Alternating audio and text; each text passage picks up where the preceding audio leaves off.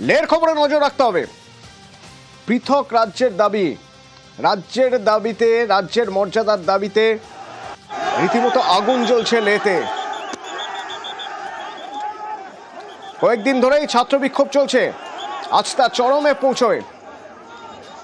BJP অফিসের সামনে আগুন ধরিয়ে দেওয়া হয় গাড়িতে। কি খবর আসছে জানবো, আমার সঙ্গে সরাসরি মৈত্রেয়ী রয়েছেন। মৈত্রেয়ী, কি অবস্থা ওখানে?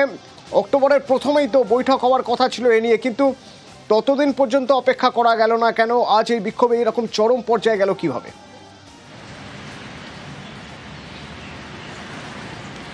দেখো, একেবারেই দেখো, এই বিক্ষোভের যদি সূত্র ধরা যায় তাহলে কিন্তু সেটা অনেক দিন ধরেই এই বিক্ষোভের আগুন দিকে দিকে জ্বলছিল এবং ক্ষোভের আগুন বাড়তে থাকছিল। তার কারণ যবে 370 ধারা লোপের পর যখন ইউনিয়ন টেরিটরি হিসাবে ঘোষণা করা হয়েছিল, তারপরেই কিন্তু বলা হয়েছিল ষষ্ঠ তপশিলভুক্ত করা হবে লেহ লাদাখকে, এবং তারপর থেকে কিন্তু লেহ লাদাখের থেকে একাধিক দাবি উঠেছে।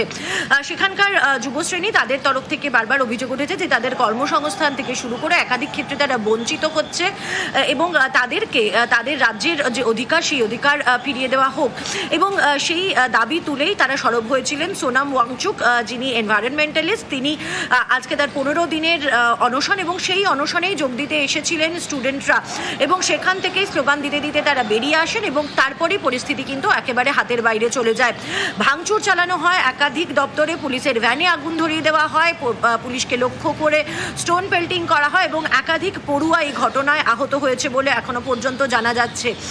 যদিও এই ঘটনার সঙ্গে রাজনৈতিক মদদ আছে বলে বিজেপির তরফ থেকে অভিযোগ করা হচ্ছে, কিন্তু অন্যদিকে সোনাম ওয়াংচুক এবং অন্যান্য যারা রয়েছেন তাদের বক্তব্য খুব স্পষ্ট। তাদের বক্তব্য যে দীর্ঘদিন ধরে যে না পাওয়ার আগুন এখন